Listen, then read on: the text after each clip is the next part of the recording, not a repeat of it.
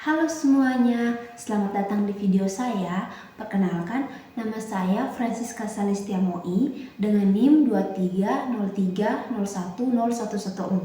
Saat ini saya mahasiswa semester 5 dengan program studi Ilmu Administrasi Negara di Universitas Nusa Cendana. Nah, pada video kali ini saya akan memaparkan analisis mengenai permasalahan manajemen hubungan antar pemerintahan dalam kasus pengembangan proyek strategis nasional geotermal di Mataloko di Kabupaten Ngada, Nusa Tenggara Timur. Kasus ini sangat menarik karena mencerminkan kompleksitas manajemen hubungan antar pemerintahan di Indonesia, di mana terdapat benturan kepentingan, masalah kewenangan, hingga persoalan komunikasi antara pusat dan daerah. Proyek Panas Bumi Mataloko menunjukkan kegagalan manajemen hubungan antar pemerintahan di 3 ranah utama, yaitu kewenangan, keuangan, dan organisasi, sebagaimana diatur dalam Undang-Undang Nomor 23 Tahun 2014 tentang Pemerintahan Daerah dan Peraturan Pemerintahan Nomor 28 Tahun 2018 tentang Kerjasama Daerah. Pertama itu konflik kewenangan pusat daerah.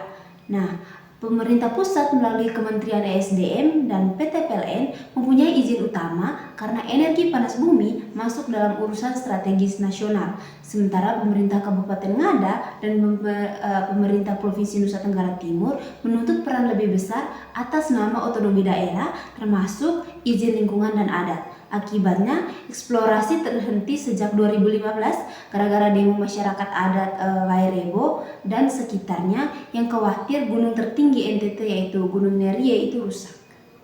Yang kedua itu masalah hubungan keuangan pusat daerah.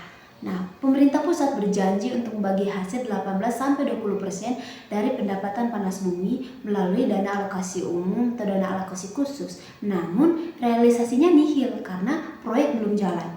Pemerintah Kabupaten Ngada kekurangan dana untuk pemantauan, itu sekitar hanya 500 juta per tahun untuk lingkungan, sementara pusat mengalokasikan sebesar 1,2 triliun untuk eksplorasi nasional 2023. Nah, ini picu ke pengukuran di daerah tanggung jawab risiko sosial dan lingkungan, tapi minim manfaat fiskal. Nah, monitoring manajemen hubungan antar pemerintahan gagal karena tidak ada evaluasi kinerja bersama.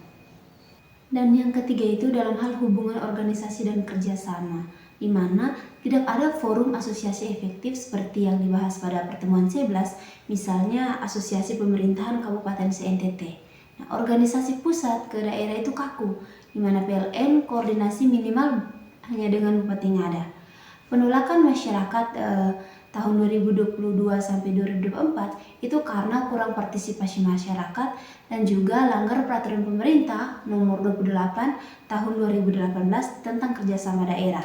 Dampaknya proyek mundur dari target 2025 di mana rugikan potensi listrik untuk 500 ribu lebih warga NTT yang masih gelap gulita.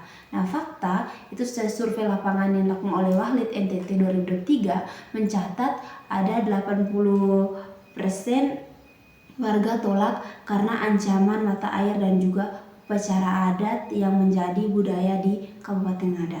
Jadi kesimpulannya, kasus geotermal di Mataloko ini menggambarkan manajemen hubungan antar pemerintahan yang rapuh, di mana konflik kewenangan menyebabkan stagnasi, ketidakjelasan keuangan yang memicu ketidakpercayaan masyarakat, dan juga lemahnya organisasi yang bisa mengabaikan keberlanjutan manajemen hubungan antar pemerintahan. Nah, tanpa pembelajaran dari praktik terbaik, itu seperti di proyek geotermal Kamojang di Jawa Barat yang sukses via tripartit, yaitu di ada Jabar, PLN dan juga DPRD yang dengan bagi hasil 25% dan musyawarah adat dibandingkan dengan proyek geotermal Mataloko yang gagal mewujudkan desentralisasi energi nasional. Nah, ironisnya NTT ini berpotensi geotermal yang terbesar ketiga nasional, itu sebesar 2100 MW, tetapi kontribusi listrik itu hanya 1,2% karena manajemen hubungan antar pemerintahan itu cacat struktural. Berdasarkan analisis masalah tersebut, di sini saya memberikan beberapa rekomendasi.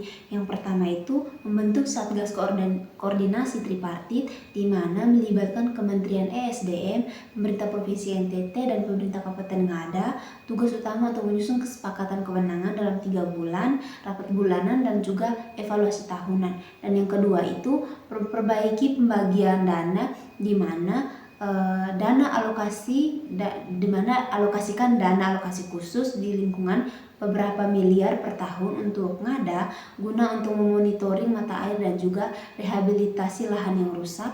Kemudian mewajibkan bagi hasil 20% yang transparan dengan laporan publik triwulan sesuai dengan Undang-Undang Nomor 23 Tahun 2014. Yang ketiga itu melibatkan masyarakat adat untuk keberlanjutan di mana dengan mengadakan musyawarah adat setiap 6 bulan, membentuk tim monitoring independen bersama Wahlit NTT dan juga LSM lokal menggunakan dana pusat.